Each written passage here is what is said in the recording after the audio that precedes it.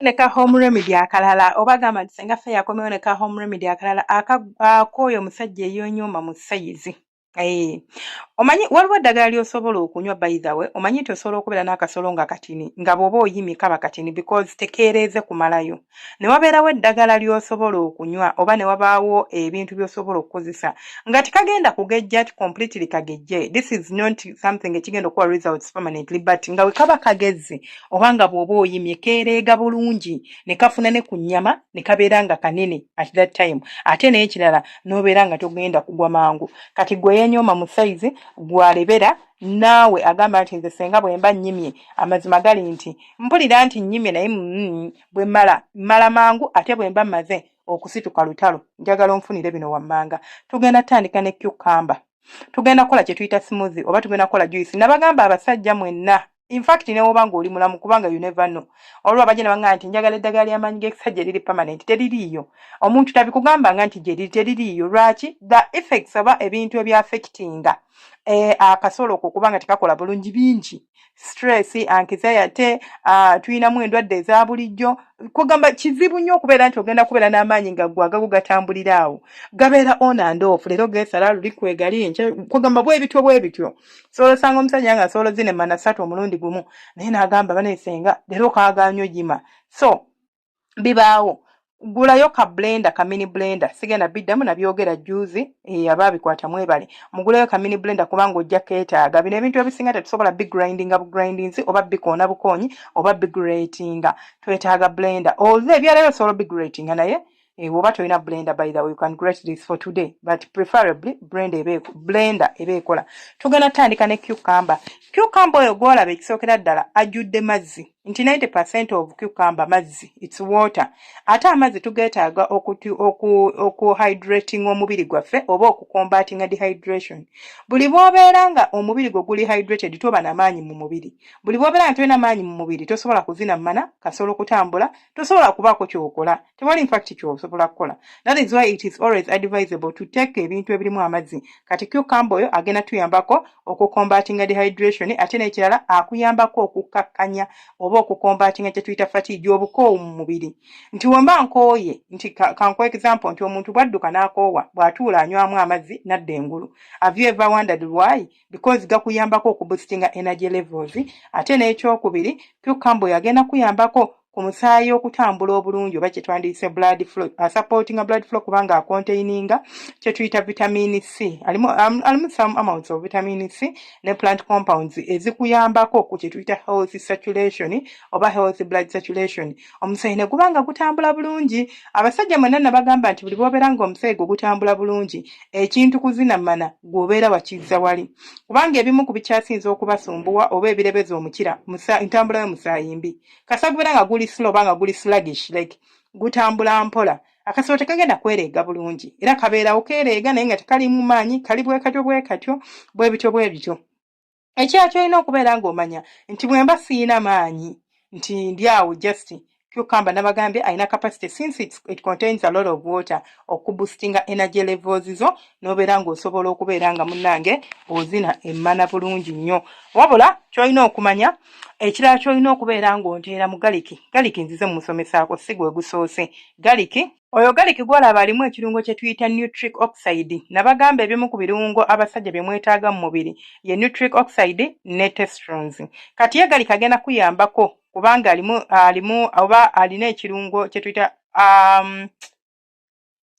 okay, waliwo badde akuba music wano, sorry about that. So tubadde ku galiki. Mbagambye galiki agenda kuyambako okuboostinga kye tuyita nitric oxide mu mubiri gwo. Kikola atya nti akuyambako oba akuyambako okubeera nga stimulating blood vessels ne ziwidening oba ne zigaziwa ne kikuyambako okumaximizinga oxygen flowingira mu musaayi olw'omma gwo n'obeera ng'osobola okuyimuka bulungi ng'omusajja. Namba 2 okooye whatever omubiri gukooye oyo galiki akuyambako okukombatinga fatigue. Mujjukira n'egundi gwe tugenda okugatta mu cucumber naye alina ekirungo ekikuyambako okukombatinga fatigue oba obukoowu mu mubiri n'obeera nga tosobola kubeera ng'ogwa mangu. Ekyofu kiri nti omubiri gwe guba gukooye. Abasajja ekyo mukimanyi nti bwe mba nkooye nabagamba akasolo ko kali part of omubiri. Omubiri we guba munafu oba guba gukoye n'akasolo kaba kanafu bweguba gukoye n'akasolo kakoowa tosuubira kuba nti siina maanyi nti ate akasolo ko kagenda bba n'amaanyi kagenda gajjawa nedda.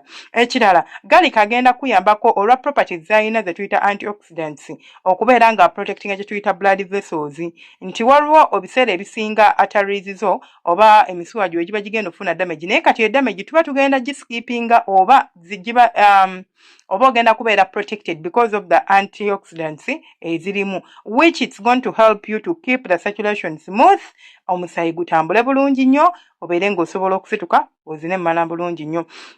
Ekirala gali kikyasobola okuyambako gali kyo gwolaba naddala nga tumaze omukola nga we tugenda okumukwasaganya agenda kuyambako nnyo okupreservinga omubiri gwo okubeera nti tokoowa mangu nti preservinga kye tuyita energy mu mubiri okupreservinga okukuuma amaanyi okukuumira amaanyi mu mubiri gwo nti tokoowa mangu nti kati nga wano ndi energetic nina amaanyi batobola sudden nkozeko akantu kati ninampite nga nkoye nnyo ti amaanyi go gagenda kubeera preserved obeere nga tokoowa mangu.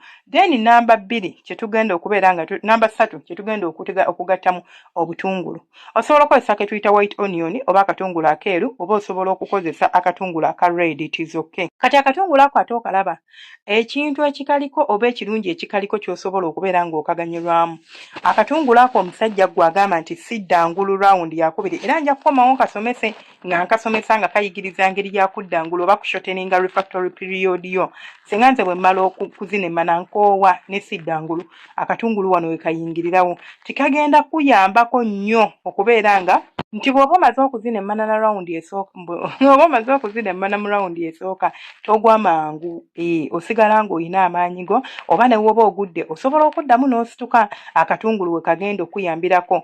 Yadde mbagambe nti osobola okukozesa akeeru oba aka red but aka red kali preferably kubanga ko kalina ate kalina bazita flavonoids nyingi compared ku ka white but Uganda ekirungi tusinga kubeerayo na bwa red obwa white babuseera so preferably kozesa aka red okujjako ng'ensi gy'olimu aka white ke bataseera engeri gye tugenda okatabikamu ebirala osobola okakozesa but oba osobola okunfunira red it is okay kasingako ku ka white. Ekirala kye tugenda okugattamu ng'omubisi gw'enjuki. Omubisi gw'enjuki nzize ngwogerako si gwe omulundi ogusoose ate era si gwe ogenda okusemba ogenda gulaba nga gusafeesinga nnyo mu home remedies zange ze ngenda okukola kubanga twetaaga ekintu ekigenda acting nga sweetener ng'ate kirina benefits ng'ate kirina ekyekigattako ku kintu kyaffe kye tugenda okukola.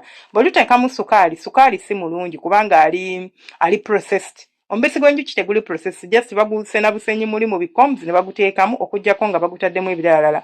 This is why it is so crucial okukozesa omubisi gw'enjuki oguli nakyo tegulimu birimu tegulimu biki ogwo gwe gusinga obulungi. So bw'omala ogunfunira ogenda gukwata ebintu ebyo nga bw'obifunye ogenda kuŋŋamba nkozesa bipimo ki. Kwata cucumber 2 oba cucumber 1 kisinziira ku size ya cucumber gw'olina nga bw'ali muwoze tomuwaata muwoze bwozi muntere musaleesale muteeke mu blender.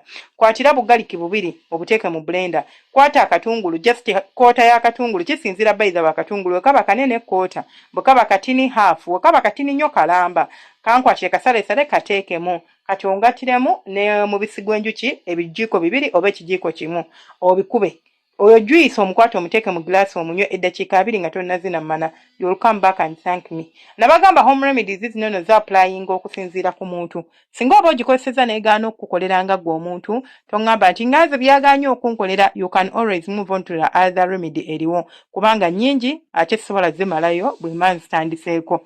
Mubeera bulungi abankumira takumira mpeera mbagala nnyo bantu bange abalungi.